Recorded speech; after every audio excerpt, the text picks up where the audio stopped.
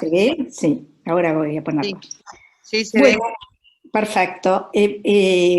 Yo voy a charlar 20 minutos sobre obesidad en épocas de coronavirus. A mí me tocó, por supuesto, en niños, que es mi especialidad, y vamos a ver qué podemos decir, ¿no? Primero voy a definir con 2 palabras. La enfermedad de coronavirus está producida por un ARN virus, espérate que ahí está, llamado SARS coronavirus 2, con espigas en su superficie que le dan una apariencia de corona, como su nombre lo indica. Ay, a ver esto, ¿cómo es? Espérate. Para seguir adelante. Esperen un minuto, que no puedo continuar. Ah, ahí está. Bueno, ¿qué leí? Empecé a mirar en todos lados obesidad y coronavirus en niños y no había nada. Entonces me metí en adultos, por supuesto, y lo que se vio, o lo poco que se sabe hasta ahora, es que pacientes menores de 60 años con obesidad en Estados Unidos tienen 2 veces más chance de requerir respirador. El doble de los pacientes con coronavirus en Lille, Francia, eran obesos y tenían 7 veces más chance de requerir respirador, y en 41 hospitales de Luisiana y el sur de Mississippi, el 60% de los hospitalizados con coronavirus eran obesos y tenían 2 veces más chance de requerir respirador, con lo cual, en adultos, que es lo único que voy a decir, la obesidad es, digamos, se asocia con una enfermedad mucho más grave que en individuos que no son obesos. En los niños, menos del 1% de los casos fueron chicos menores de 10 años en Wuhan, China. A diferencia de los adultos, la mayoría tienen un curso asintomático o leve, y la potencial transmisión de niños asintomáticos es importante porque para evitar la pandemia, para la prevención de la pandemia, ¿no? Entonces quise ver algún review. Hay muy poco publicado. Este es un review interesante porque son 18 estudios, 1.065 participantes, 444 chicos menores de 10 años. Todos los artículos fueron chinos, salvo uno de Singapur. Como les dije antes, la mayoría eran asintomáticos o con síntomas leves como fiebre, tos y fatiga. La radiografía mostraba un engrosamiento bronquial y opacidades en vidrio esmerilado. Hubo un solo caso de infección grave en un bebé de 13 meses, no se informaron muertes en chicos menores de 10 años, y el pronóstico era bueno, la recuperación en 1 o 2 semanas. Sin embargo, como dije antes, era una fuente de transmisión viral. Entonces, bueno, decidí que, como es el Comité de Epidemiología, y habíamos hecho un trabajo el año pasado que se llamaba Dioses, distribución de obesidad en niños escolares, era datos recientes entonces que teníamos sobre la prevalencia de obesidad y su asociación con enfermedad cardiovascular, y con factores de riesgo cardiovasculares. Entonces decidimos mostrar los resultados, que era lo más nuevo que teníamos, por lo menos en nuestro conocimiento, en varios lugares de la Argentina. El objetivo del estudio fue determinar la asociación entre sobrepeso y obesidad, edad, sexo, estilo de vida, marcadores cardiometabólicos en niños escolares. Estos son chicos de escuelas primarias. El estudio fue un estudio multicéntrico realizado en el centro, oeste, noroeste y sur de la Argentina. Dado que en un estudio previo nosotros tuvimos una prevalencia de sobrepeso y obesidad en los suburbios de Buenos Aires de un 33%, se estimó que un N de 1250 que con un N de 1250 obtendríamos un error menor a 0.026. Por limitaciones económicas ofrecimos pruebas gratuitas de hierro, lípido y vitamina D a 168 chicos de 2 áreas de la Argentina que fueron a propósito tomadas, el oeste y el extremo sur, Ushuaia y Mendoza. Nosotros sabemos, pero les quiero recordar, que Ushuaia el clima subpolar y la mayoría de los días están nublados y con niebla, y reciben los chicos y los adultos un promedio de 4 horas diarias de sol. Mendoza, en cambio, es un clima continental con días soleados y secos, hay mucho sol, el suelo es árido debido a pocas lluvias. Resultados: vimos 1.249 chicos, de los cuales 554 eran varones. Fueron examinados entre abril y septiembre de 2019. 3% de las familias no tenían heladera. el 73% de las madres versus el 67% de los padres tenían educación secundaria o más. La prevalencia de sobrepeso y obesidad fue de 42.4%, 21.2% tenían sobrepeso y 21.2% obesidad. El 35% tenía obesidad central, es decir, una circunferencia de cintura con un percentilo superior al percentilo 90. Características clínicas según sobrepeso y obesidad. ¿Qué vimos? Que los chicos no tenían diferencia de edad cuando los repartimos en estos dos grupos.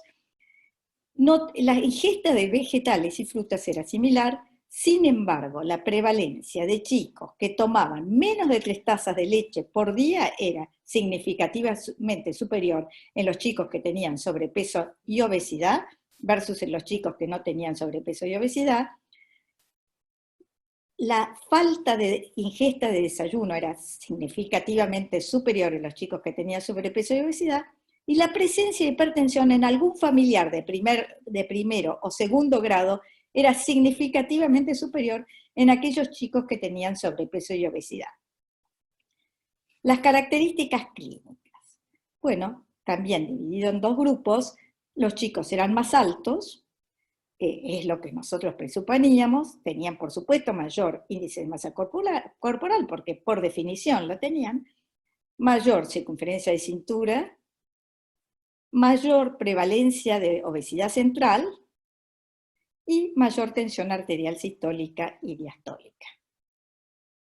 La regresión logística múltiple en todo el grupo se observó que el sobrepeso y obesidad se asociaba a la menor ingesta de leche, a la falta de desayuno, a la mayor presión arterial sistólica, y a la presencia de algún familiar con hipertensión arterial. Bueno, continuamos con aquellos chicos, con el subgrupo, que se hizo los análisis de laboratorios. Tomamos Mendoza y tomamos Ushuaia. Acá no puse la edad, no había diferencia de edad, ni de índice de masa corporal, ni de tensión arterial, ferremia, colesterol, HDL, LDL, no HDL. No había diferencia entre los dos grupos. La única diferencia significativa que hubo fue los niveles de vitamina D, que fueron significativamente menores en Ushuaia que en Mendoza, como era de esperarse por la falta de sol en Ushuaia. Cuando los dividimos a todo este grupo, este subgrupo en sobrepeso y obesidad, vimos que aquellos que tenían sobrepeso y obesidad tenían menos hierro, menos HDL y más colesterol no HDL. En la regresión logística múltiple vimos que aquellos que tenían sobrepeso y obesidad tenían menos hierro, menos HDL y más no HDL, ¿sí? Ajustado por las variables confundentes. Conclusiones, ¿qué podemos decir? Que hubo una alta prevalencia de sobrepeso y obesidad en todos los centros que nosotros analizamos. Que el sobrepeso y obesidad se asoció con estilo de vida poco saludable, ya que salteaban los desayunos y la ingesta de leche era menor respecto a los niños normopeso, que la tensión arterial aumentaba a medida que aumentaba el índice de masa corporal, que el sobrepeso y obesidad se asociaba a antecedentes familiares de hipertensión, que la vitamina D no se asoció con el índice de masa corporal, sino con el área de procedencia, en este caso fue Ushuaia, y que el sobrepeso y obesidad se asoció inversamente con el hierro y HDL y directamente con el no HDL, sugiriendo mayor riesgo aterogénico y de anemia. Bueno, quiero agradecer a todos los participantes del estudio Dioses que nos abrieron las escuelas y gracias a ellos pudimos hacerlo, ¿no? Bueno, y ahora les quiero poner un poco lo que dice New York Times, lo que dice el Lancet, etc. ¿Qué relación hay entre el coronavirus, la enfermedad de coronavirus y la obesidad en chicos? Primero, el COVID, a través de los cierres de las escuelas, puede exacerbar la epidemia de obesidad infantil. Los niños aumentan de peso normalmente durante el verano porque están fuera de la escuela, tienen una mala alimentación y menos actividad física. El cierre de las escuelas y el pedido de permanecer en los domicilios crean un entorno poco saludable para los chicos. 30 millones de chicos por año reciben en Estados Unidos los almuerzos escolares gratuitos o subsidiados. Al estar cerradas las escuelas, y esto incrementa la inseguridad alimentaria. ¿Qué es la inseguridad alimentaria? Dietas irregulares y poco saludables. El almuerzo escolar se asocia aparte con un mejor rendimiento escolar y académico, por supuesto.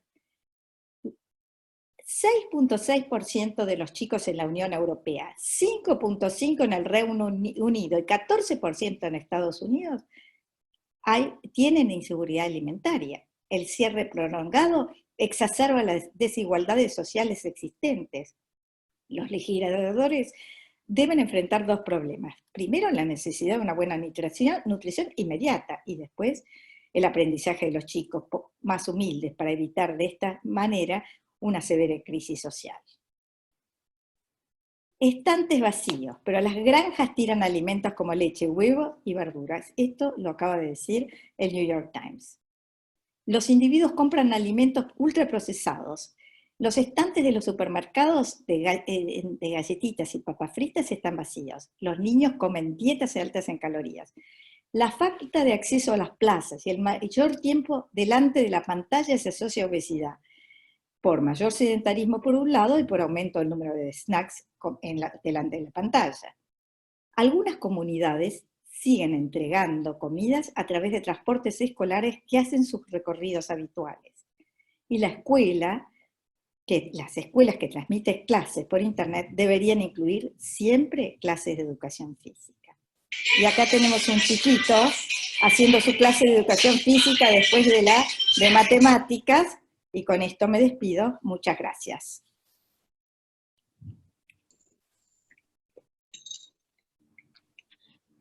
Bueno, esto ha sido mi charla, y no sé si dejamos las preguntas para después todas juntas y seguimos con la próxima charla. ¿Les parece?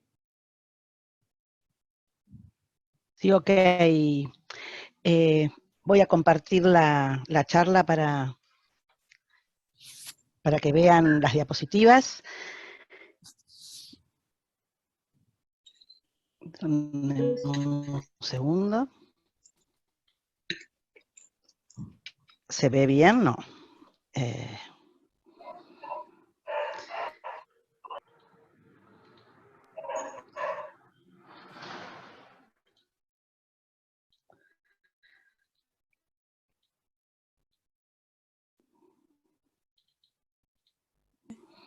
Hola Susana, buen día. ¿Podés compartir o que necesitas ayuda? No estoy pudiendo compartir. A ver, espérame un segundo que lo estoy viendo si lo puedo hacer desde el celular.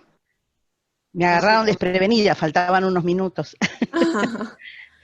Si no, prueba primero de abrir el Power, que esté abierto, Sí, el y ahí PowerPoint desde Zoom lo tengo compartís. abierto. Lo Si tengo quieren abierto, ir, pero no, cuando lo subo no. Lo tengo acá. Sí.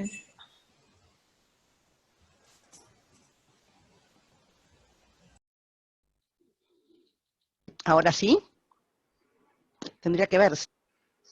A ver, ahí estamos viendo, pero no estamos viendo. ¿No se ve? Está llegando. Claro. Ah, bien, porque es Estás pesadito. cambiando la presentación. Ahí está. Tiene muchas imágenes.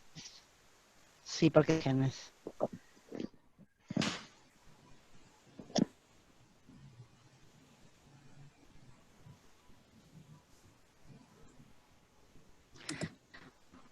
Bueno.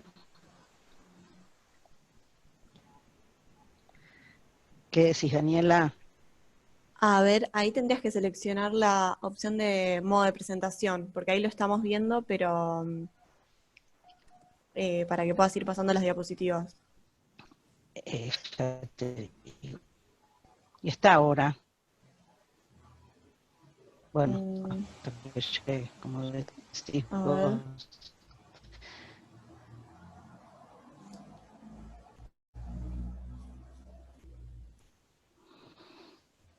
¿Sí o no?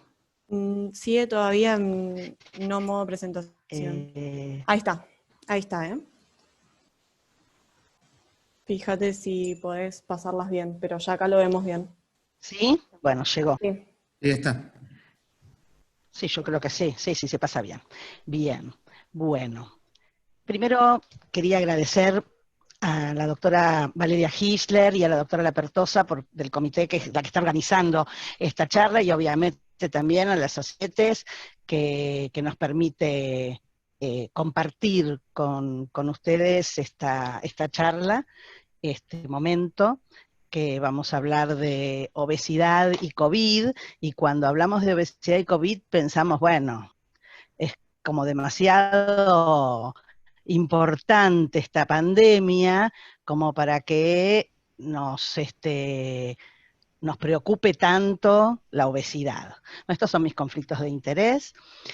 Y contarles que en el año 2019, recién en diciembre del 2019, en la ciudad de Wuhan, en China, se hace la primera referencia de este virus, de este coronavirus, de esta enfermedad llamada COVID-19, que en enero la OMS la declara como una emergencia de la salud pública y la preocupación internacional sobre ella, que en el año, digamos que en el mes de marzo ya se declara como pandemia global, y en el mes de marzo también el Comité de Taxonomía de Virus lo denomina al virus SARS-CoV-2 y a la enfermedad COVID-19. Eso para que entendamos bien un poco la jerga. Bueno, ¿qué pasa en el mundo? La pandemia de sobrepeso y obesidad afecta a más de 2.000 millones de personas, 2 billones de personas con sobrepeso y 650 millones de obesos, con una mortalidad de 2.800.000 por año por obesidad, sabiendo que hay un montón de países del mundo en los cuales no se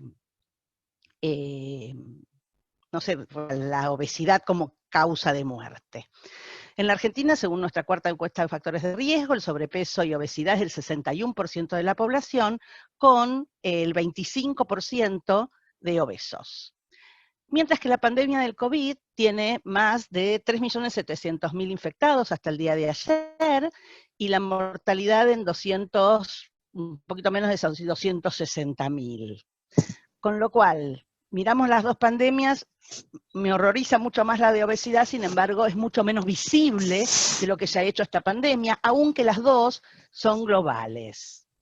Miren el mapa de lo que es la pandemia de obesidad, los distintos tonos de rosa hacen que es, mientras que COVID-19, que nos está afectando de esta manera tan tremenda en nuestra calidad de vida y en nuestra forma de ser, Susana, que empezó perdón. en Wuhan, ¿sí? No ¿Sí? están pasando las diapos. Se escucha un perfecto. poquito trabado. Bien. Si tengo lo que me parece es que hay inestabilidad en el internet, cosa que no puedo resolver, salvo Claro. que pase al teléfono y veo si puedo hacerlo desde el teléfono. Bien. Bueno, ya te digo. Ahora igual estamos viendo el mapa que mencionabas. El mapa rosa. Sí. Bien, perfecto. Bueno. Cualquier cosita te aviso. Sigo, y si no, pasamos al celular para que se me escuche, ¿no? Dale.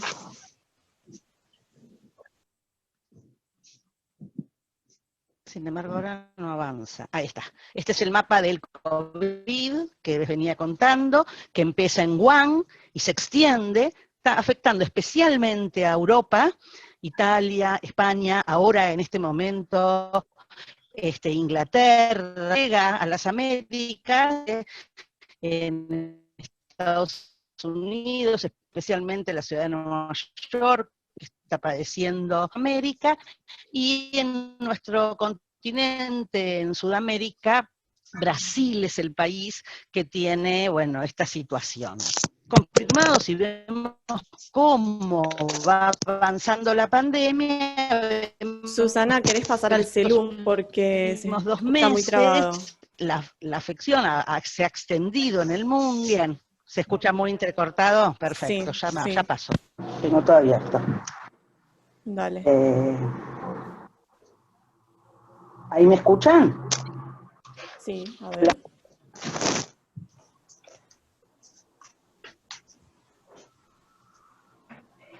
¿Me escuchan? No. ¿Ahí se me escucha? ¿No? Bien. Sí se escucha, pone. Sí, sí. Alguien pone que se escucha. Bueno, sigamos entonces. Sigamos entonces. Pero si vas a hablar por el celu, si vas a hablar por el celu, ¿Sí? silencia la compu, porque si no se escucha con eco. Perdón, tenés razón, los dos, perfecto. Ya está. Esta tecnología nos está volviendo locos en esta pandemia. Bueno, espero que ahora sí escuchen bien. Bueno, fíjense cómo a lo largo de estos últimos 2 meses, abril y mayo, la prevalencia, porque bueno, se ha afectado a más países, ha aumentado significativamente.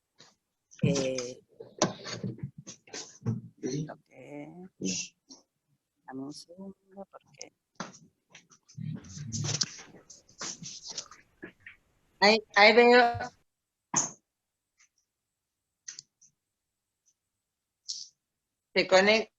Hay mala conexión.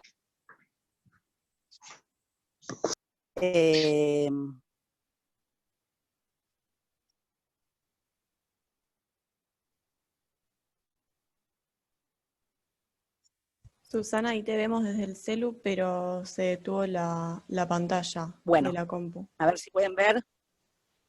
¿Sí ahora? No, ahí te vemos a vos, no estás compartiendo el power.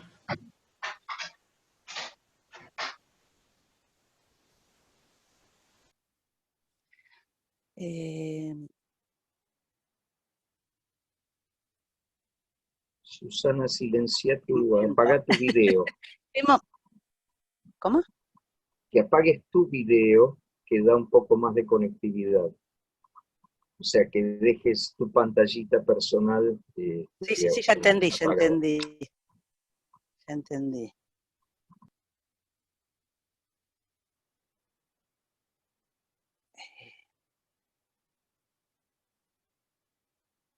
A ver si ahora. El tema es que no sé si no se me cerró el PowerPoint.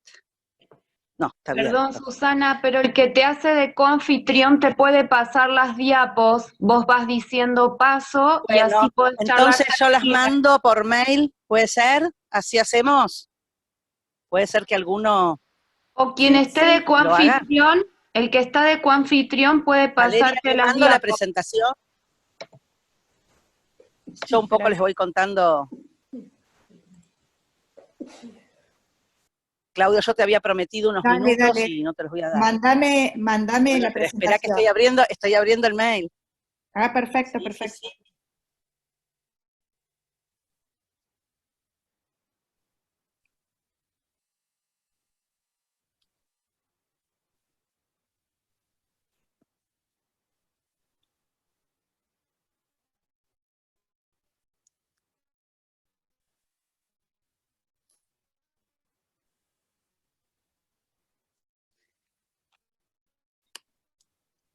Bueno, ahí espero que lo recibas.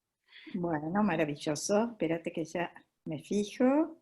Mientras les cuento que lo que se ve, como percibimos todos, no sé si me escuchan, van aumentando los casos. Sí, se escucha. Obviamente va aumentando la mortalidad. Si bien es un virus que no tiene una alta mortalidad, sí tiene una gran infectividad. Y lo hace a través de un receptor que se encuentra muy diseminado en el organismo, y bueno, voy a dejar este detalle que después lo voy a decir, pero el doctor González va a hablar de él, y un poco para hablar de cuántos son la epidemiología en nuestro país. En la Argentina, los casos fatales hasta ahora, los casos totales hasta ahora son 5.611, también es una cifra de ayer a la noche, o no he escuchado y no quería cambiar las diapositivas de la cifra real que nos dan. Se ve. A ver, ¿qué diapositiva querés, Susana? ¿Esta? La que tenés, la que después del mapa, esta Perfecto. que está puesta, de esta estoy hablando. Perfecto. Fíjense que, bueno, hasta ayer no tomé la cifra que todas las mañanas nos informan para tener las diapositivas terminadas, 5.611 casos en nuestro país, y bueno, la diapositiva que está pasando Valeria es de no corregir la de anoche, porque la había puesto temprano y anoche agregué, y hasta anoche había 293 casos fallecidos en nuestro país. O sea que la cuarentena, este gran esfuerzo que hicimos los argentinos, ha sido efectivo. En la siguiente diapositiva vamos a ver la comparación de casos según continentes, y bueno, obviamente Europa a la cabeza de casos, y luego le sigue América, en la parte del norte mucho más, y después, fíjense que los casos en Oriente Medio, en la costa del Pacífico, en África misma y en Oceanía, es muy baja. La siguiente diapositiva. Yo estoy como ciega porque tampoco me avanza a mí. Bueno, vamos a ver qué comorbilidades agravan la presentación del COVID, o sea, ¿tenemos más riesgo de infectarnos? No, no tenemos más riesgo de infectarnos en las poblaciones de riesgo. El riesgo es de tener más gravedad en la enfermedad. El factor edad es el factor más importante encontrado. Fíjense la parte de abajo de la diapositiva, la letalidad según el rango etario, lo alta que es, entre 60 y 69, entre 70 y 79, y el pico lo hace después de los 80 años, que es lo que hemos visto en Italia y en otros países, que la mortalidad es severamente más alta.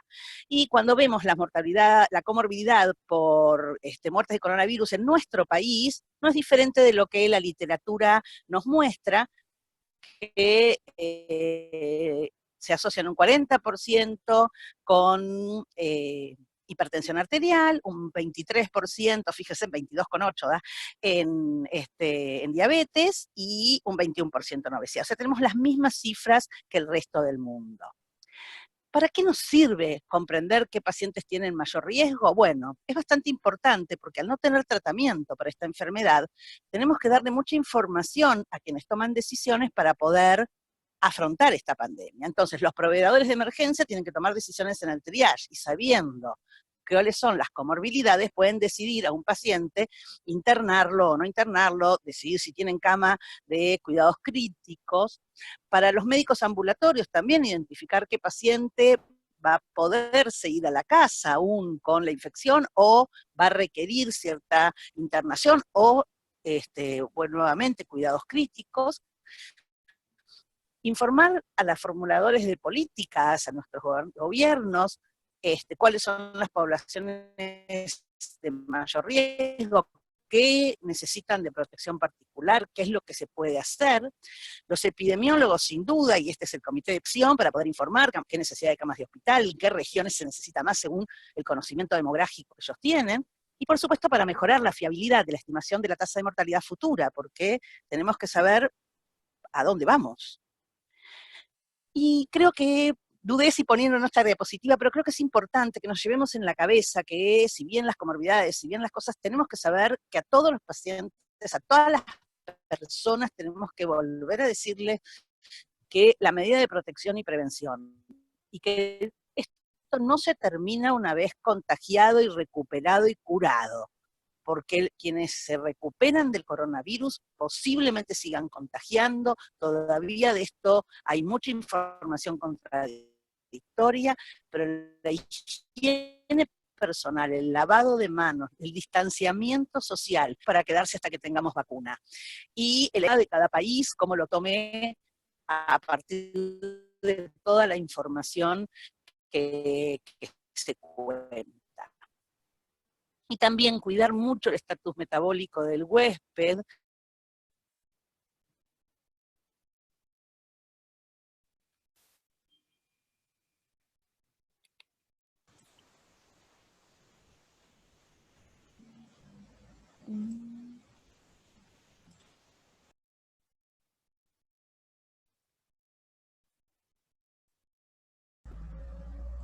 Susana, ¿estás por ahí? Creo que se fue a conectar del teléfono porque se escuchaba medio...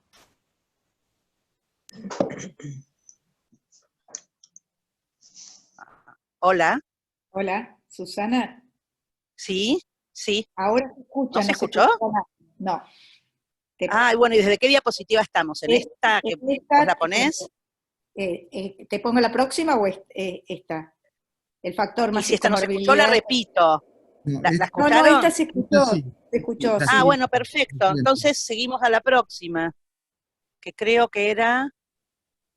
Comprender que pacientes Bueno, tienen ¿por mayor qué riesgo. comprender que pacientes tienen mayor riesgo es importante? Bueno, me parece que es importante para los proveedores de emergencia, porque tienen que tomar decisiones cuando hacen el triage, para los médicos ambulatorios, para puedan saber a quiénes van a beneficiar con un tratamiento temprano, especialmente con algunos antivirales que hoy en día se utilizan y que saben que en todas las enfermedades virales hay que darlos tempranamente. Todavía no hay confirmación de si hay que usarlos o no, pero se están aplicando protocolos para eso, para informar a los formuladores de políticas públicas qué poblaciones pueden necesitar más protección, los epidemiólogos, que son los que nos van a hacer las proyecciones de las necesidades sanitarias en camas de hospital, en determinadas regiones demográficas que no haya o traslados, sea las decisiones a tomar, y para mejorar la fiabilidad de estimación de mortalidad, por supuesto. La siguiente.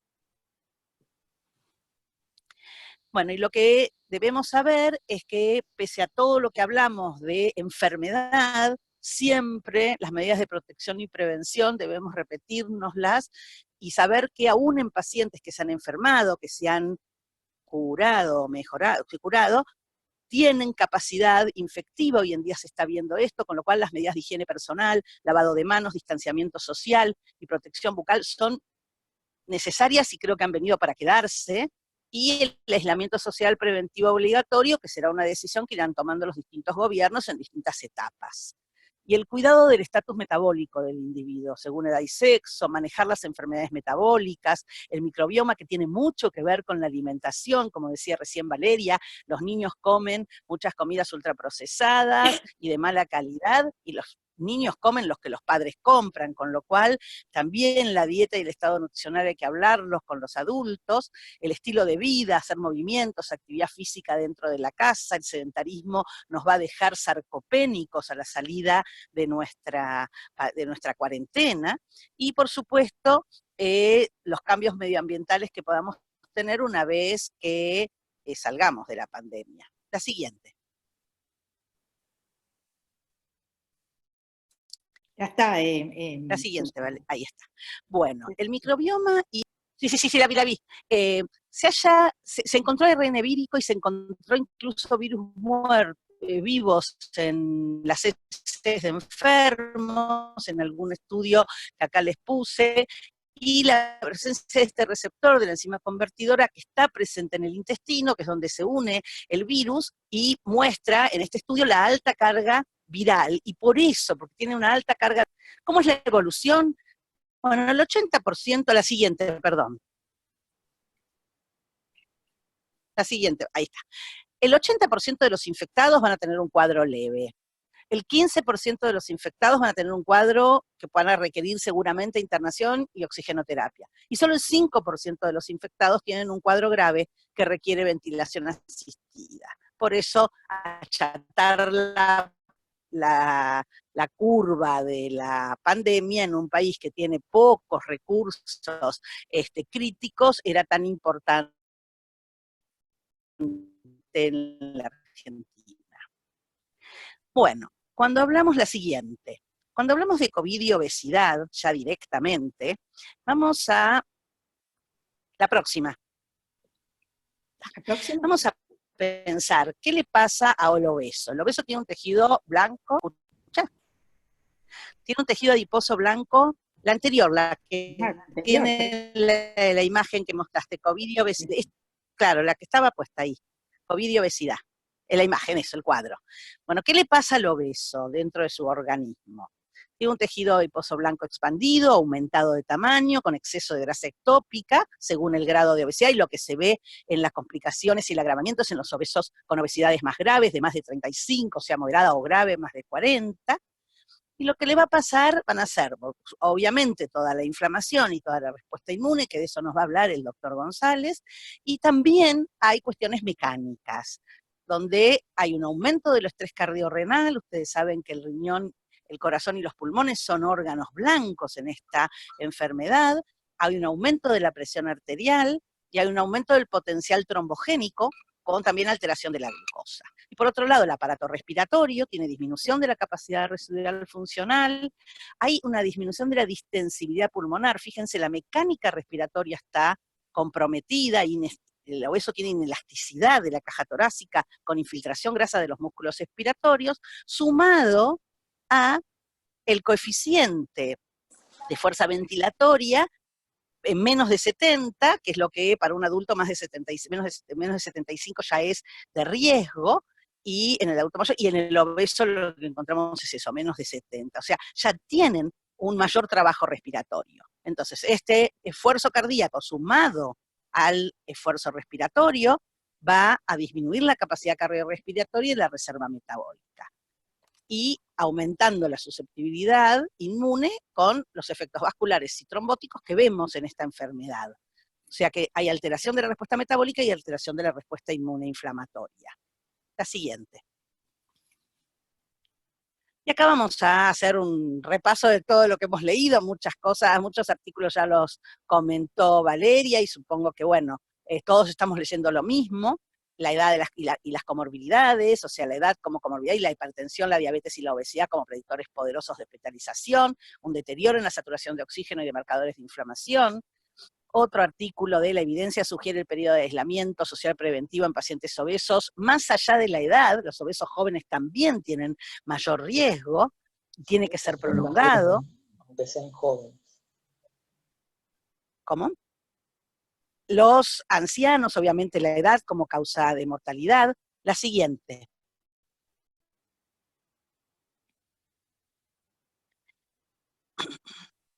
Bueno, la alta prevalencia en obesos que tienen un síndrome SARS, de infección por SARS-CoV-2 más grave, y la alta frecuencia de obesidad en estos pacientes que estuvieron internados en unidades críticas. La gravedad de la enfermedad aumentó paralela al IMC.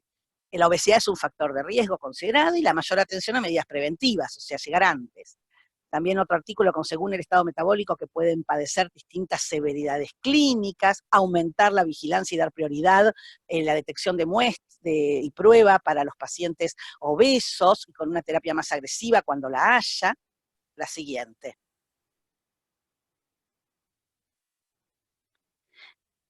La siguiente, Valeria. Ya está, ya está. Más. ¿Más? No, la siguiente, ya está.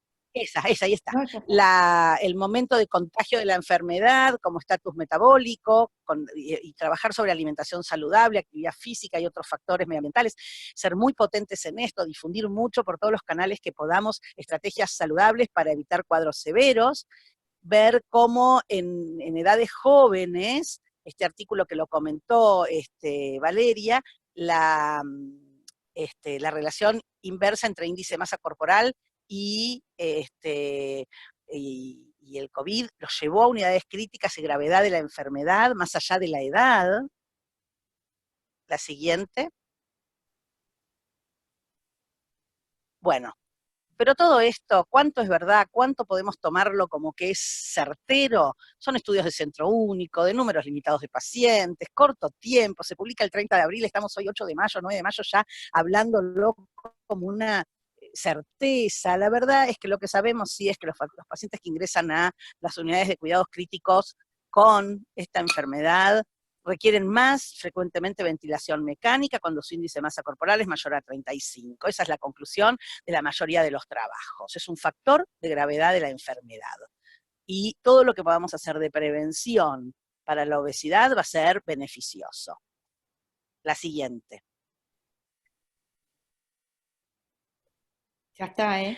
Bueno, obviamente ya Ya ya hicimos referencia de la obesidad sobre la función pulmonar, disminuye el volumen de reserva respiratoria, disminuye la capacidad funcional, con menor respuesta del aparato respiratorio, eso hace que el obeso retenga el virus más tiempo en su aparato respiratorio, con menos salida en el tiempo del virus. No es que cuando tose no tenga virus, sino que tose por más tiempo, y la función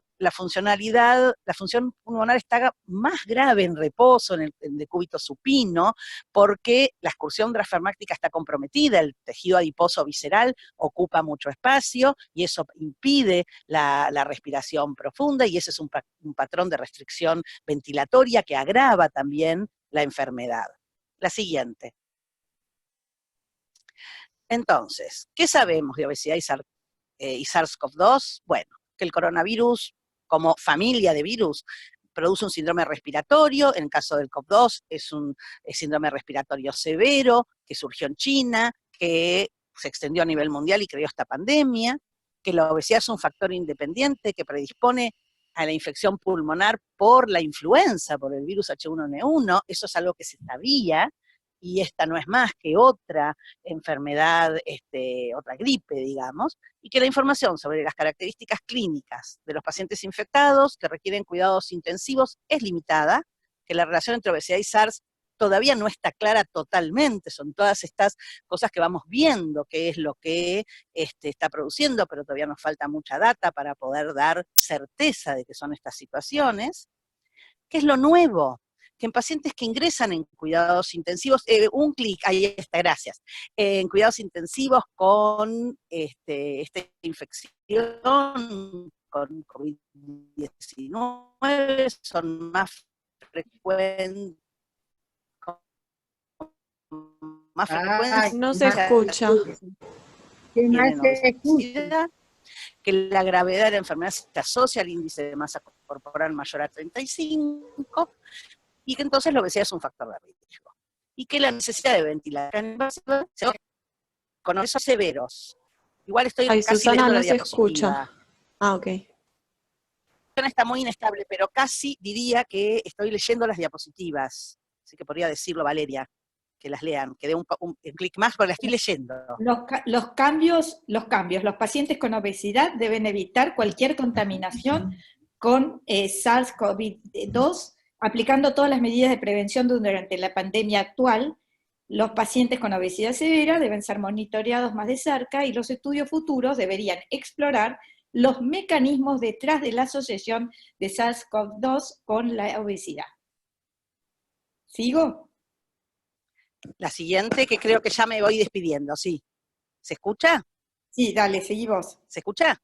Sí. Bueno, entonces, lo que sabemos y lo que tenemos que llevarnos a casa de esta reunión es dirigir mensajes para ayudar a las personas a mejorar su calidad de vida, que aumenten progresivamente la actividad física y que lo hagan sostenible, porque las primeras semanas de pandemia todos se enganchaban a todas las actividades, pero desde cuarentena, ¿no?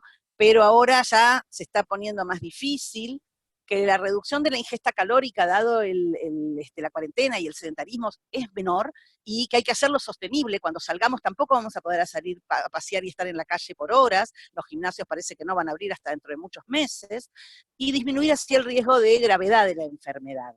Un clic más, Valeria. Sí, cómo no, ya está, ahí está. Ya está. Bueno, entonces la obesidad es una, sí. La obesidad es una enfermedad crónica inflamatoria, como comorbidades per se.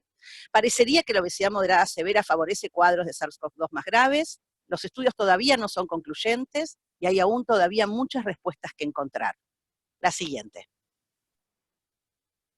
Y solo 2 palabras, decir que los superhéroes se inclinan ante los verdaderos superhéroes de esta pandemia, que es el equipo de salud, todos los que salen a trabajar para mantener los servicios que necesitamos todos para vivir, y muchas gracias. Y disculpen gracias, el tema del sonido. No, muchas gracias, Susana, muy linda gracias, la charla.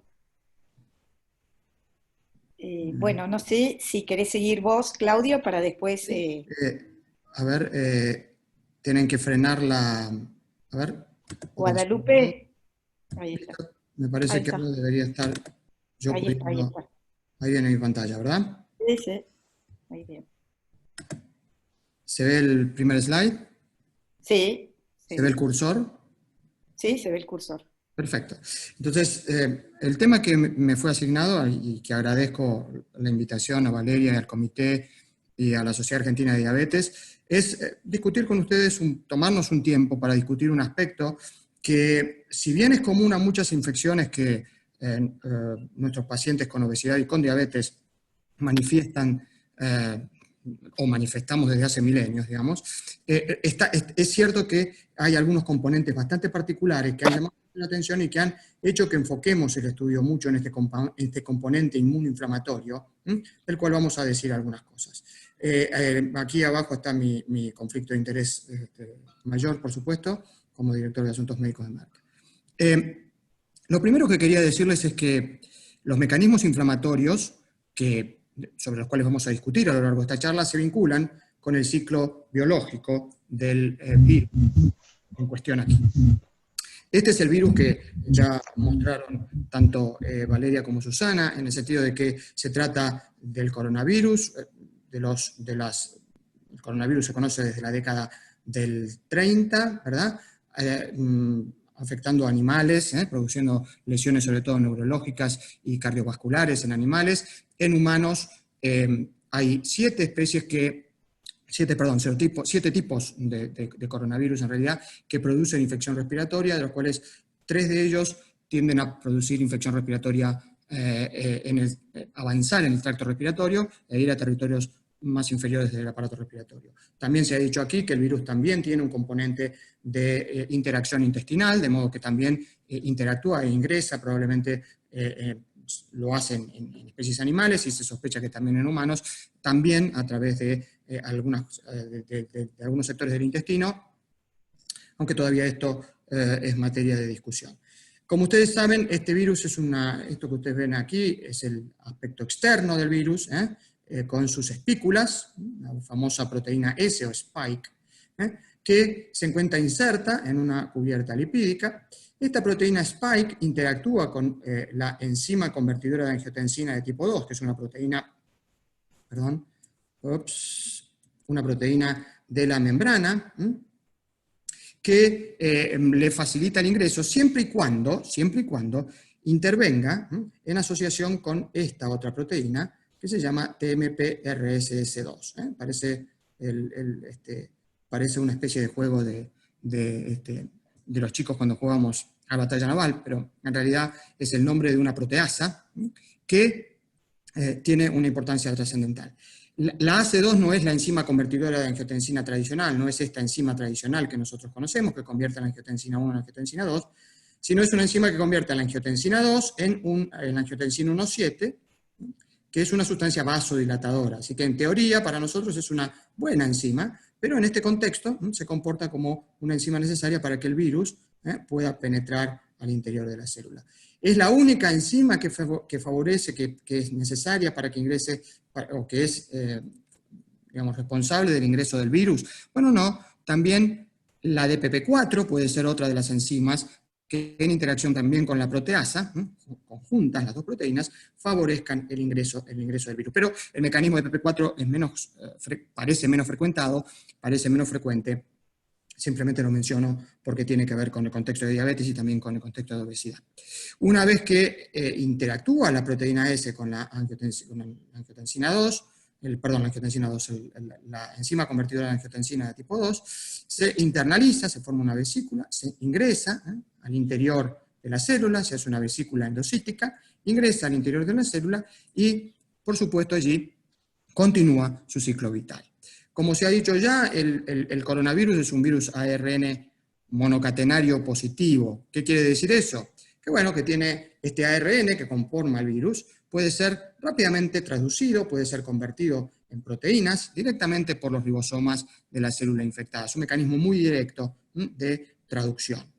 Es un virus de los que se llaman sensibles al éter, quiere decir que presenta una envoltura lipídica, y si lo exponen al éter, el virus pierde todas sus propiedades porque el éter disuelve esa cobertura lipídica. Y en esa cobertura lipídica sobrenadan, en realidad se insertan estas proteínas, de las cuales la proteína S, pero no es la única, es son proteínas muy importantes para la interacción con el organismo. La proteína E, la M, pero esta proteína S que es ya célebre entre nosotros.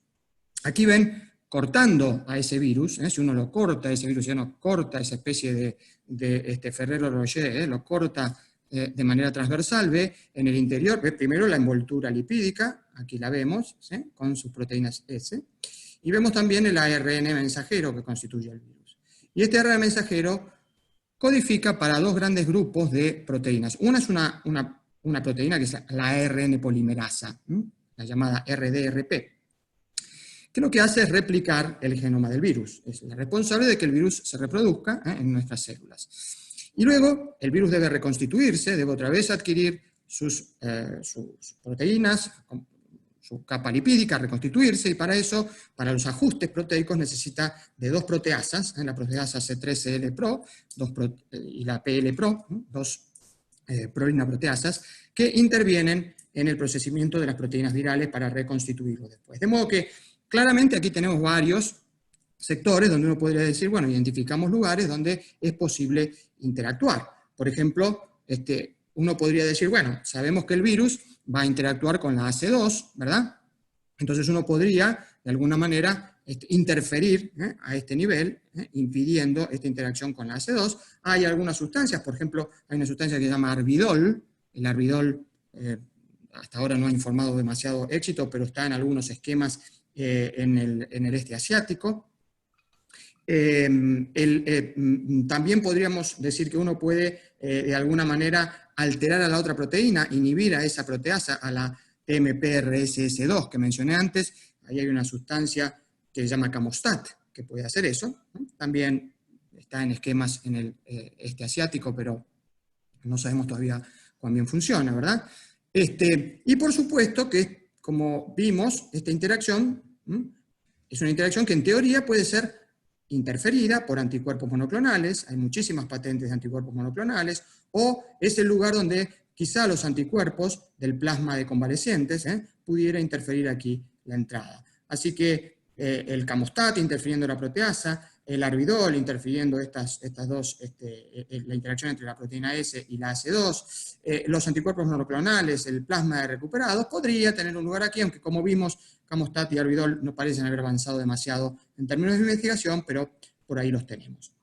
Una vez que ingresa, el virus ingresa, como le dije, formando una vesícula, y uno de los papeles centrales de esta vesícula es hacer que pierda su cobertura lipídica, que pierda esa cobertura lipídica que tiene el virus.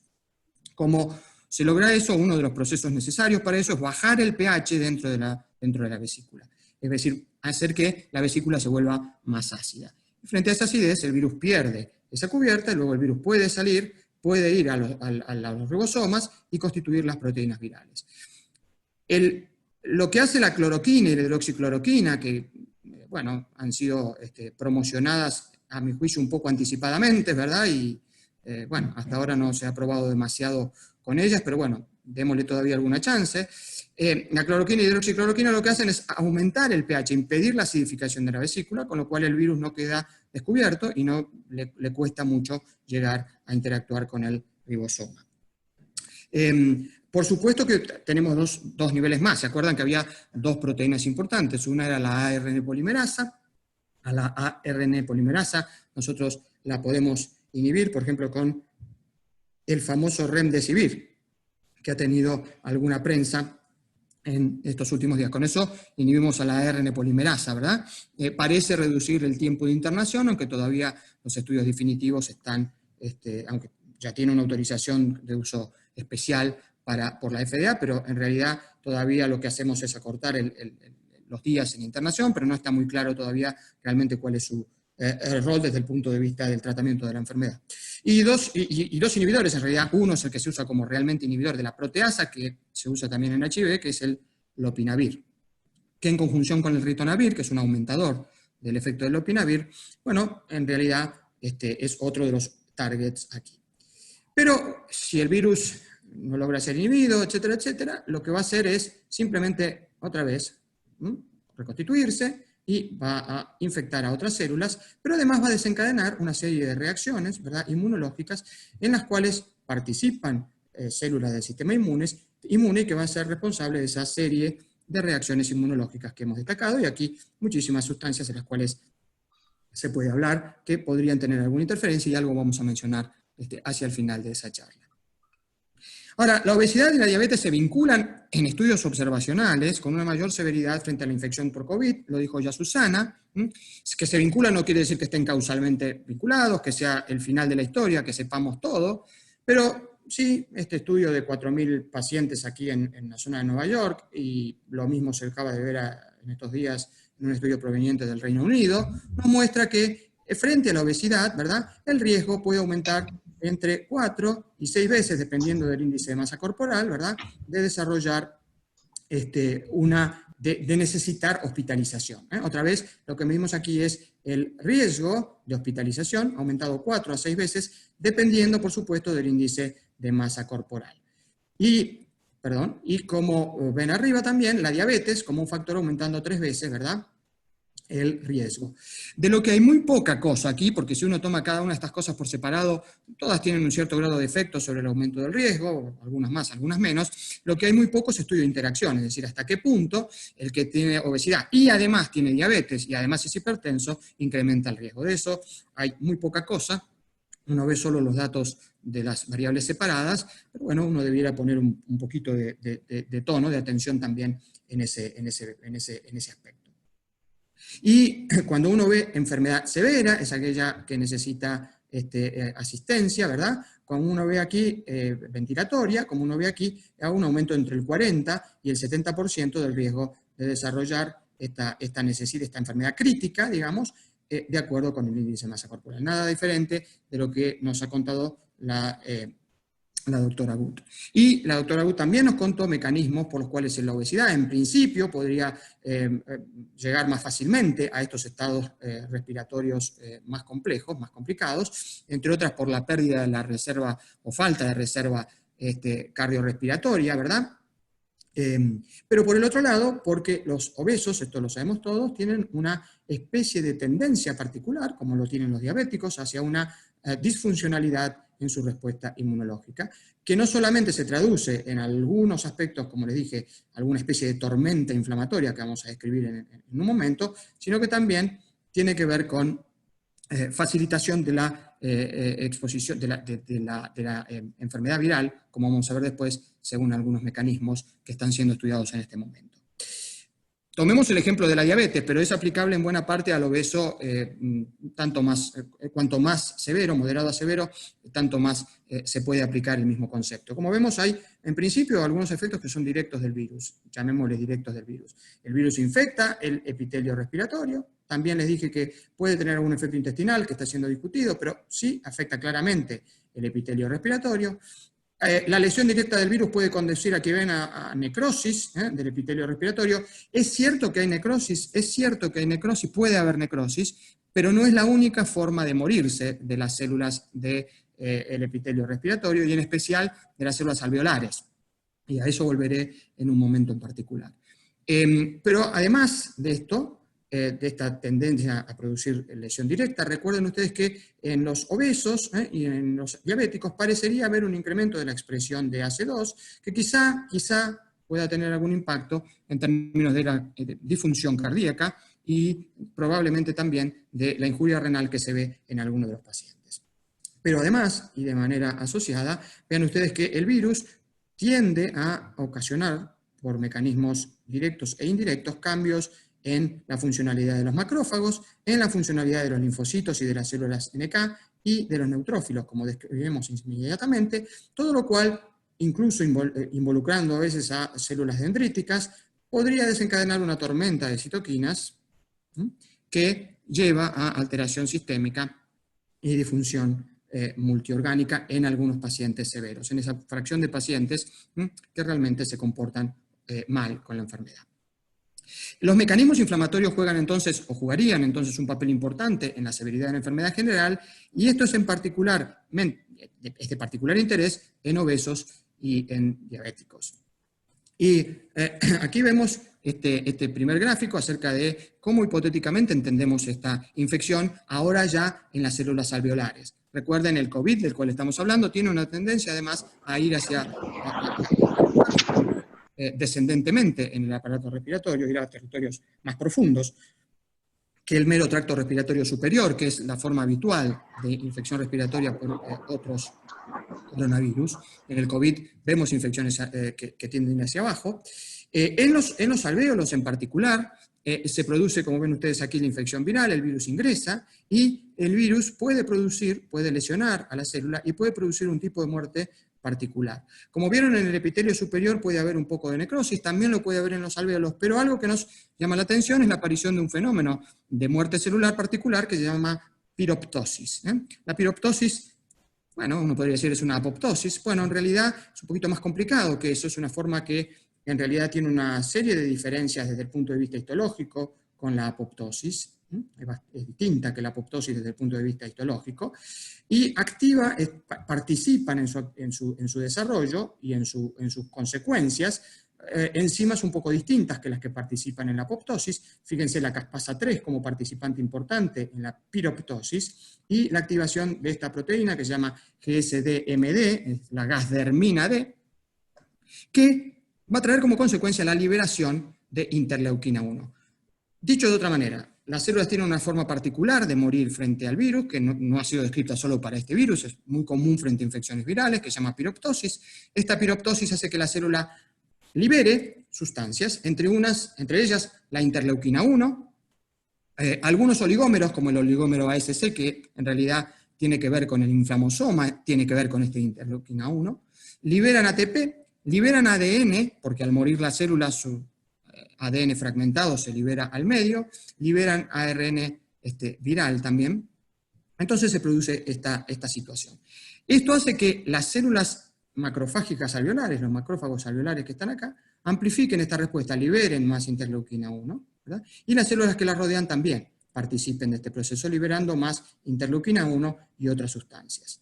De modo que aquí ven ustedes el proceso de piroptosis, como el patógeno lo que hace es producir mecanismos que hacen que se libere interleuquina 1 beta, y esta interleuquina 1 beta, para poder realmente salir de la célula, va a necesitar de esta gasdermina D, que la ayuda a salir y que amplifica esta respuesta alterada. Entonces veamos esto, la célula que está en el medio aquí, en el gráfico más grande, en la parte más grande de este gráfico, esta célula que está aquí, ha sido infectada y está yendo, o ya ha llegado, a la piroptosis. Y entonces esto va a hacer que las células que la rodean, y ella misma al principio, liberen interleuquina 1 y algunos otros agentes.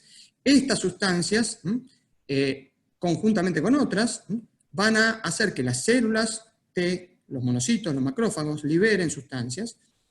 Todo este mecanismo, mediado por interleuquina 6, muy importante aquí, y algunas proteínas derivadas de monocitos, otra vez hagan una especie de feedback positivo, en el cual estas sustancias reclutan más células, estas células liberan algunas sustancias, por ejemplo interferón gamma, que hace que se liberen más de estas sustancias y se forme una especie de círculo, un feedback positivo entre células, citoquinas, tanto células, como ven, T, monocitos, macrófagos, como células estructurales alveolares, que lo que hace es que esto recicle continuamente.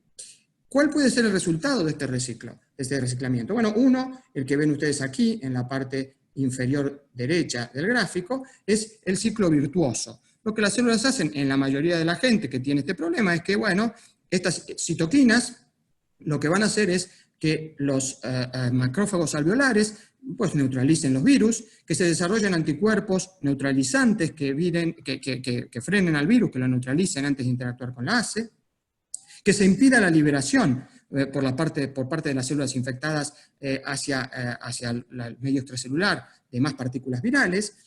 Los macrófagos además se van a encargar de fagocitar a las células que han entrado en piroptosis o en necrosis, dependiendo de cuál sea la forma de muerte, más común piroptosis en este caso. Se va a producir una respuesta CD4 eficiente, con una contribución de linfocitos CD8 que van a ayudar a través de la eliminación de partículas a la eliminación de los virus infectados, y todo esto resulta en el proceso de curación del virus.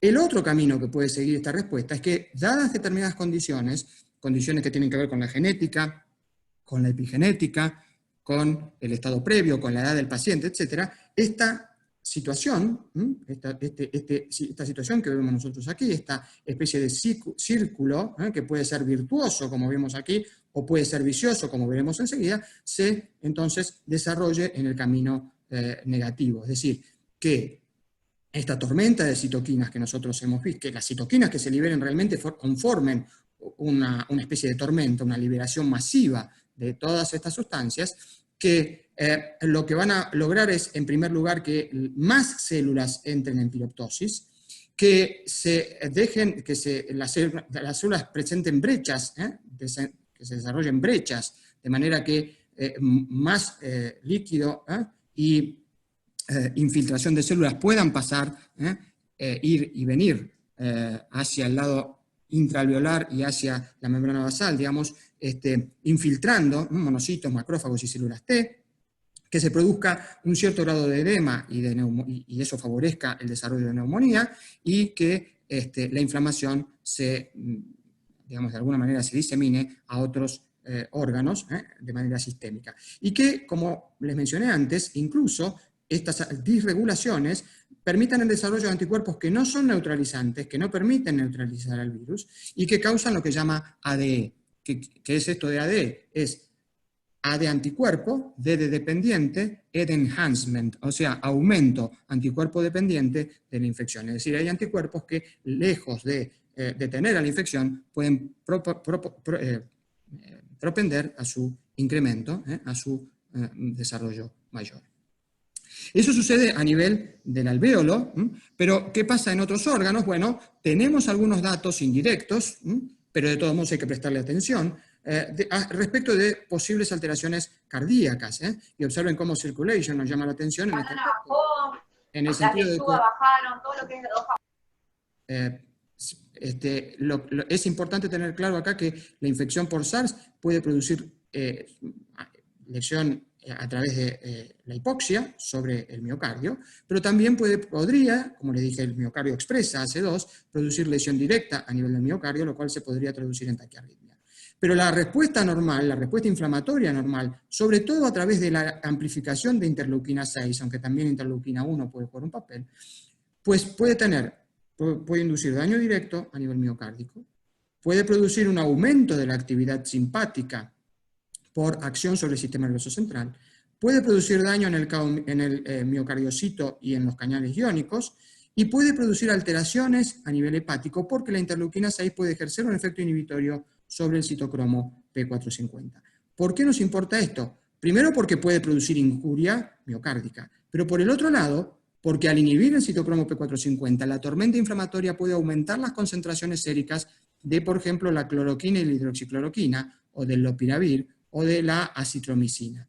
Y estas drogas, los antipalúdicos, cloroquina, hidroxicloroquina, el lopinavir, el anti-HIV, y el macróleo de acitromicina, que se usan en esquemas de tratamientos, son drogas que prolongan el QT del electrocardiograma, y visto que ahora, además, van a estar interfiriendo su metabolización, etcétera, etcétera, vamos a tener posibilidades de producir aún mayor riesgo de arritmias. De hecho, el gran tema con la cloroquina y la hidroxicloroquina es el aumento de riesgo de arritmias.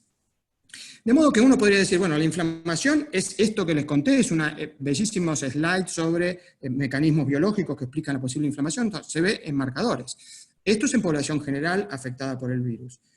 Aquí tienen un panel de marcadores de inflamación, y observen cómo sistemáticamente CPR, o sea, la proteína C reactiva, la eritrosedimentación, esta proteína que se llama, es el amiloide sérico de tipo A, la ferritina sérica y la interleuquina 6, se ven más reducidas en los casos no severos respecto a los severos. Dicho de otro modo, los severos tienen mayores niveles de CPR, de eritrosedimentación, velocidad de eritrosedimentación, de amiloide, de ferritina y interleuquina 6. Y en los estudios en los que se vio el papel como marcador de la interleuquina 6 entre los que murieron y los que no murieron, se ve que los sobrevivientes tenían niveles de interleuquina 6 más bajos.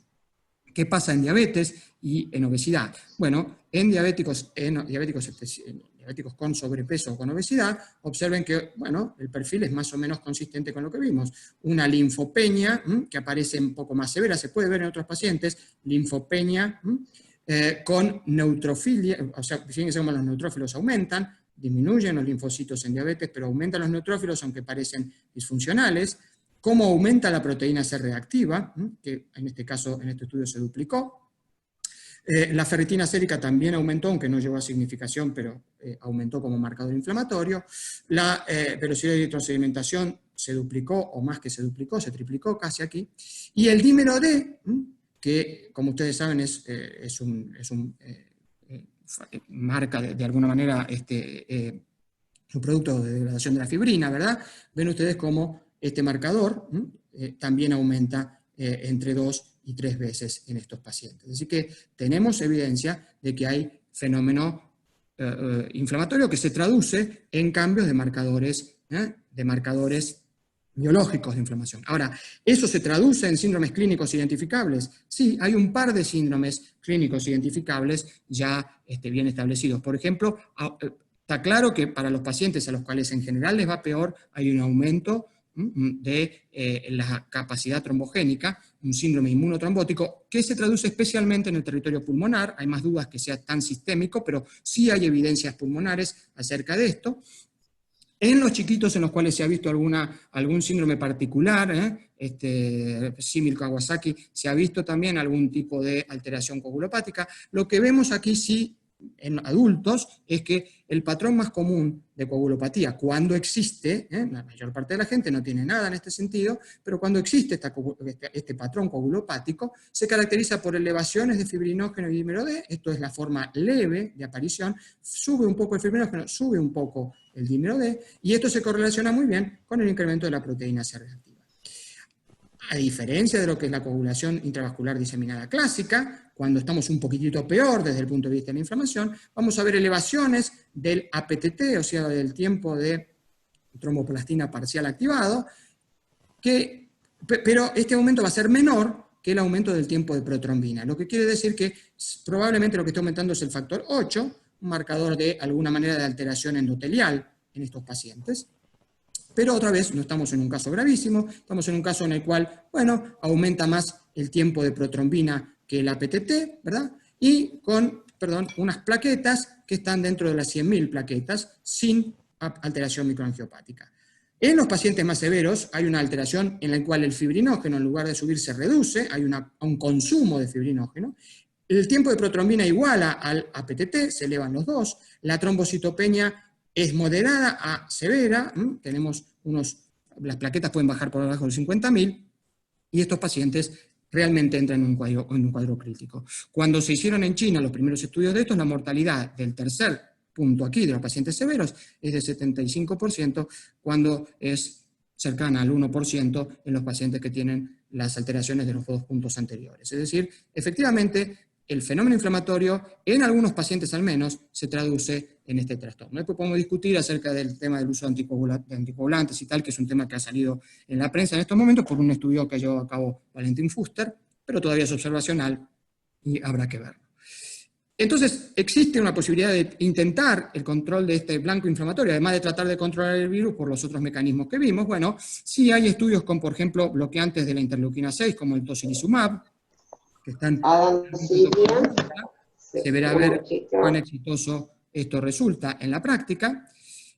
Por supuesto que ya les mencioné todos los territorios donde uno podría actuar como antivirales, ¿verdad? Inhibiendo la interacción del virus con la ACE, inhibiendo a la ARN polimerasa, a las proteasas, actuando, pero bueno, por supuesto el target de tratar que la inflamación sea controlada. De hecho, hay gente que ha empezado a estudiar la posibilidad de filtración mecánica de la sangre, de modo de poder extraer de ella las interleuquinas, las citoquinas en realidad proinflamatorias, para poder controlar la inflamación. Esto no creemos que se desarrolle y que se masivice en esta epidemia, pero quizás sea una alternativa para las epidemias del futuro. No olviden que, como diría Camus en su libro La peste, ¿verdad? La peste no desaparece, la peste puede persistir, como dice el libro, está hablando de la peste bubónica, por supuesto, en la ropa, en los armarios, ¿sí? Hasta que, para desgracia y enseñanza de los hombres, la peste mande a sus ratas a morir a una ciudad dichosa. Lo que nos está diciendo Camus ahí es que estemos preparados, la peste puede reaparecer en cualquier momento. Así que, como ven, hay una serie de ideas acerca de targets antiinflamatorios, y algunos de ellos han mostrado algún alentador resultado, pero en estudios que todavía no han finalizado y que está por verse. Sobre el tema de obesidad hemos dicho, bueno, la obesidad como factor de riesgo y para tenerla en cuenta en la decisión de si vamos a tener una conducta particular con el paciente. ¿Qué pasa con los diabéticos? ¿Qué recomendarle a los diabéticos?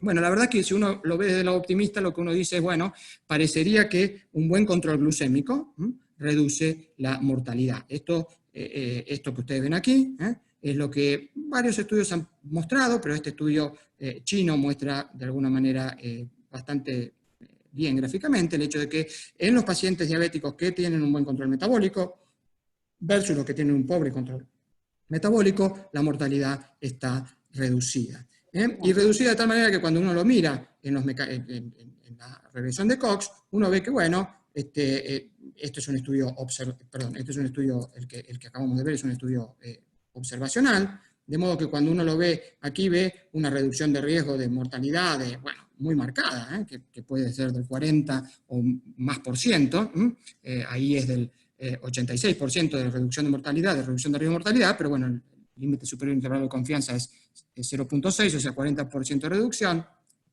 menos riesgo de desarrollar el síndrome agudo, injuria renal o injuria cardíaca, muy manifiestos resultados, tanto que los autores en su propuesta gráfica a esta revista, a Cell Metabolism, dicen, bueno, si uno tiene un paciente diabético bien controlado, bueno, tiene una probabilidad de supervivencia del 98.9%, si en cambio está mal controlado, si uno se sobrepasa de los límites, estos que vemos acá, 180 miligramos por decilitro, la mortalidad es del 11% en estos pacientes. La verdad es que esa es la forma optimista de verlo. La forma pesimista es que le es muy difícil en este tipo de estudios distinguir si el paciente estaba bien controlado porque estaba básicamente bien o mejor, y si el paciente estaba descontrolado no tanto porque la diabetes estuviera particularmente descontrolada, sino porque tenía una tormenta inflamatoria mayor, con aumento de la insulinoresistencia, mayor dificultad para ser controlado, y en realidad no era la diabetes la que predispuso al control diabético, la que predispuso a la mortalidad, sino todo el fenómeno asociado a la misma. Pero hay una especie de tendencia general en la que nosotros sostenemos, como habitualmente se hace en las reglas para días de enfermedad, que el mejor control glucémico parece asociarse a un mejor pronóstico. De hecho, está asociado a un mejor pronóstico. El tema, y que podemos discutir después, es si esto es causal o no lo es, pero en principio la recomendación es tratemos de mantener a nuestros pacientes en el mejor control glucémico posible, y además hay otras recomendaciones sobre las cuales podemos discutir más adelante. De modo que cuando uno mira esto podría decir, ok, ¿sabemos más? Yo creo que sabemos como nunca hemos aprendido en 4 o 5 meses. Digo, la ciencia ha avanzado a un paso enormemente importante, pero el problema es que la velocidad de la peste, el paso de la peste, el paso del COVID es más rápido que nuestra capacidad para desarrollar conocimientos. Hemos avanzado muchísimo, tenemos muchísimas dudas, pero bueno, no es nuevo esto. Diógenes Laercio le atribuye a Aristóteles esta frase: las ciencias tienen las raíces muy amargas, pero los frutos son muy dulces. Es decir, estamos aprendiendo con muchísimo temor, asociado a un ambiente de muchísima incertidumbre, muchísima ansiedad. Estamos aprendiendo como podemos, sabemos que no estamos a la velocidad en la que los familiares de los pacientes que pierden la vida quisieran que estuviéramos, pero esperemos, es la expectativa, creo que todos lo esperamos y creo que en el fondo sabemos que sucederá, al final los frutos serán dulces. Pero la advertencia, la que sigue, a mi juicio, siendo importante, es que por dulces que sean los frutos respecto a esta epidemia del COVID, no debemos olvidar que enfrentaremos otras, que los aprendizajes de esta deberán ser trasladadas a otras.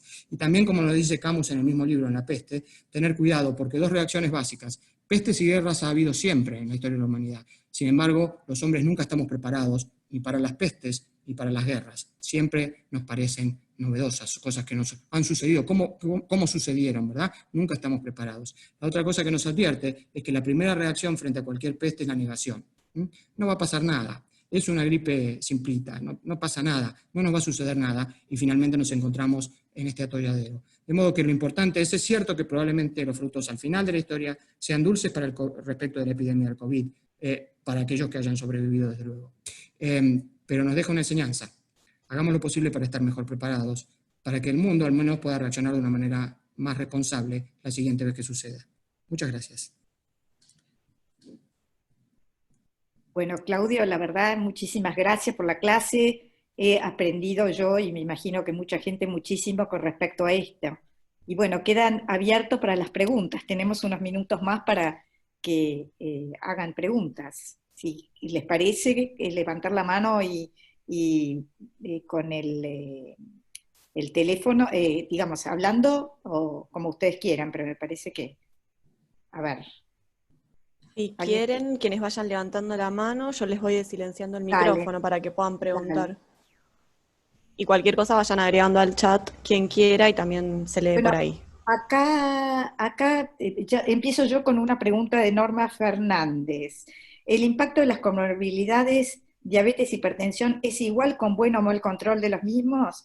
Ya te lo contestó, me parece. ¿Hay datos en diabetes tipo 1 delgados no hipertenso que los independiza de la obesidad? Pregunta Norma, no sé si Claudio querés contestarlo. No, datos consistentes. A ver, como ven ustedes, los números no son muy grandes, y la diabetes tipo 1 siendo menos frecuente, tenemos menos datos. Todos los reportes dicen que los pacientes mejor controlados, ¿sí?, tienen mejor pronóstico, desde el punto de vista del desarrollo, de la necesidad de hospitalización, del desarrollo de enfermedad crítica y de la mortalidad. Otra vez, el problema es que en general estamos basando nuestras conclusiones en estudios observacionales. La mayor parte de ellos son retrospectivos. La consecuencia de esta afirmación es la siguiente, la que yo más o menos les advertí. Nunca estaremos seguros de si lo que sucede es no estaremos seguros de si realmente controlar al paciente con más intensidad beneficia al paciente, o al revés, el paciente descontrolado porque estaba peor, porque ya estaba premortem, digamos, o porque estaba muy alterado y su glucemia muy inestable y lo que fuere, no fue esa la causa, en realidad, de que viéramos esto, pero en realidad no es real. Habiendo dicho esto, uno tiene la sensación de que los datos son lo suficientemente robustos como para insistir en el control metabólico. Hago una advertencia, no solo en el control metabólico en términos de la glucemia, sino en tratar de estar seguros de que el paciente no esté deshidratado, si el paciente tiene fiebre, y obviamente está infectado, y si el paciente sobre todo está recibiendo insulina, controlar cuerpos cetónicos, ¿verdad? Hay un trabajo del Lancet sobre cómo comportarse con diabético tipo 1 y diabético de tipo 2, se los recomiendo, apareció en abril, y hay una serie de un poco más precisas indicaciones de qué hacer con los diabéticos, pero básicamente lo de siempre, ¿verdad? Tener claro control metabólico, ser tan liberal como se necesite en el manejo de insulina para controlarlo, controlar cuerpos cetónicos, tratar de evitar la deshidratación, ¿verdad? En el caso de que el paciente esté deshidratado, tener claro los fenómenos que tienen que ver con fármacos que puedan tener algún componente de deshidratación, ¿verdad? Y entonces tener claro si uno los va a manejar, los va a suspender o lo que fuere, pero tener claro que la deshidratación, el control metabólico y tal, son temas a los cuales hay que poner énfasis particularmente.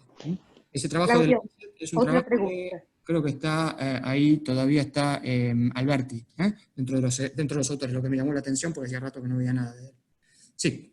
Otra pregunta, tenés muchas preguntas. ¿Podés comentar la evidencia disponible con los bloqueadores de interleuquina 6? Dice Marianela Ackerman. Pregunta. Sí, hay dos líneas. El tocilizumab, que hay una línea de investigación con tocilizumab que todavía no se vieron los resultados. Mucho de ello fue dato anecdótico, que salió en la prensa incluso, acerca del uso de... son drogas que se usan como antirreumáticos, ¿verdad? Entonces, habrán leído ustedes el uso de un antirreumático que salvó a un paciente, premortem, etcétera, etcétera. Bueno, es posible que tengan efecto, digamos, la teoría permitiría sugerir que a lo mejor hay que ponerle unas fichas a eso. Veremos lo que dicen los ensayos clínicos, se están estudiando. Hay varios. Otra de las preguntas es evidencia sobre la suplementación de la vitamina D y pronóstico. Hay varias que preguntan lo mismo, pero bueno. No sé, Susana o vos tienen más, yo después les cuento mi impresión. Pero... No, vitamina D y corona o vitamina D y obesidad. Nosotros vitamina D, lo que vimos en este último estudio es que no se asociaba con índice de masa corporal, pero sí se asoció con el lugar de procedencia. Otra cosa, nosotros hicimos varios trabajos con suplementación de vitamina D, y lo que vimos en uno de esos trabajos es que a los chicos que les dimos la vitamina D bajaba el HDL. Ahora, con respecto al coronavirus, yo no tengo ningún tipo de información. Hay ahora nuevos trabajos que dicen que los individuos suplementados con vitamina D, hay 2 trabajos en la Argentina, aparentemente mejoran. No sé, Claudio, si querés decir. Hay un trabajo internacional también sobre el tema de vitamina D, que en el sentido de como inmunomoduladora, o sea, la vitamina D tiene un rol inmunomodulador, etc. La verdad que ahí no le tengo demasiada, pero es una cuestión de fe, pues a lo mejor después me tengo que volver atrás. No tengo mucha evidencia. Si es una posibilidad, y está siendo estudiada. Pero. Bueno, después acá Susana pregunta si hay evidencias, espérate que me ponen tanto, del rol del ibuprofeno. Evidencia seria de rol de ibuprofeno en todo el proceso inflamatorio. Susana Salva pregunta el ibuprofeno es un AINE, es un antiinflamatorio no esteroideo. Hay gente de Córdoba que hizo un estudio con ibuprofeno inhalatorio, si mal no recuerdo, pero bueno, no sé, todavía no creo que ese dato sea fácil. No olviden además que hay una cosa, ¿no? Cuando uno hace estudios, y además una cosa, los antiinflamatorios no esteroideos inhalatorios tropiezan con otro problema, que es el problema de que de que pueden ser agresivos, ¿no? Y la utilización sistémica de antiinflamatorios, está el tema de que hasta qué punto el antiinflamatorio no puede inducir otros efectos, como por ejemplo broncoconstricción, etc. Yo les diría, es interesante, hay un estudio, ya les digo, en Córdoba se ha hecho un estudio, no hay mucho más que decir sobre eso, ¿no? Pero sí está siendo estudiado. Sí está siendo estudiado. Bueno, acá Analía me pregunta, Analía Bersiuk, en las tablas de letalidad que mostró Susana, bajaban en mayores de 90 años. ¿Se equipara a menores de 60 años? Esa es la pregunta. No sé, esta es para Susana. Eso es lo que muestra, no sé si me escuchan. Sí, te escuchamos, Susana. Eso es lo que muestra un estudio muy pequeño, son como instantáneas, no podemos decir que esto pasa, hay menos población, mayor de 90 años, si bien en Italia hay mucha prevalencia de ancianos muy mayores, pero esto es lo que se mostró, no podemos decir que esto pasa. Esto es lo que se vio en estudios cortos y de un solo centro. Yo no diría que esto sería, que es una protección tener más de 90 años, diría que esto es lo que se ve. Gracias, Claudia. Es una bendición tener más de 90. No, sí, claro que sí, bueno, pero digo para enfrentar el corona. Para enfrentar el corona. Claro. A ver, Claudio, empíricamente vemos que en las UCI se usa altas dosis de corticoides. ¿Qué evidencia hay con respecto a este uso? Pilar Quevedo pregunta. Cuando hay síndrome respiratorio, digamos, la Asociación Americana de Infectología está recomendando el uso de corticoides cuando existe ARDS, o sea, cuando existe el síndrome respiratorio agudo, etcétera, etcétera, con evidencia baja, digamos, grado de evidencia bajo. Lo recomiendan, no lo sugieren, quiere decir que es lo que hay, pero la evidencia no es altísima. Otra vez, razón para tener claro que en esos pacientes hay que controlar, hay que enfocarse muy bien en el control de la glucemia, porque obviamente los corticoides van a desestructurarla. En cambio, cuando uno habla de pacientes en los cuales no hay evidencia de enfermedad respiratoria aguda severa, lo que dice la sociedad es que no la recomienda. O sea, los corticoides solamente cuando estás en ese estado. Pero, acá, perdón. Acá termina, discúlpame. No, dale. Acá, Rocío, que pregunta por segunda vez, ¿los pacientes inmunosuprimidos estarían protegidos paradójicamente de las formas severas de COVID-19? No, yo no tengo datos. Yo No tampoco. sé vos, Susana, si viste algo, yo no tengo. No, no, para nada, no hay ninguna. Lo único que sí, en esto quería comentar lo de la vitamina D, los obesos tienen mayor prevalencia de hipovitaminosis D porque la grasa es un gran secuestrador de la vitamina D, y la vitamina D, como vos dijiste, es un inmunomodulador, tiene como una función muy importante, con lo cual nos abre un poco el camino a ver si dar vitamina D es. En el inmunosuprimido uno debería pensar que las cosas no le funcionan bien, pero bueno, no hay ningún dato. Y además el inmunosuprimido, cuidado, porque el inmunosuprimido es un capítulo, como decir, el diabético. Hay tantos inmunosuprimidos como diabéticos. Claro. Lo que quiero decir es que es hay una Ujú. variedad enorme de pacientes con cierto grado de funcionalidad inmunológica, que pueden hacer que en algunos Así casos reaccionen de una se manera, comporten de una manera. o de otra. Y no olviden que el virus tiene un mix de reacciones, algunas son directas y otras son indirectas. Así que, como ven, estamos en un estado de incertidumbre considerable. Pero yo soy optimista, conocemos bastante más cosas de las que conocíamos antes, ¿no? Sigue una cosa habiendo, interesante. acá sigue habiendo algún comentario sobre vitamina D y coronavirus. Sí, sí, sí. No hay mucha causalidad, lo dice Daniel Di Girolamo, y yo estoy básicamente de acuerdo. Difícil que encontremos algo demasiado allí. Es cierto lo que vos viste, es decir, lo que vos viste. Aquí hago un comentario, Valeria, el estudio sobre el vitamina D.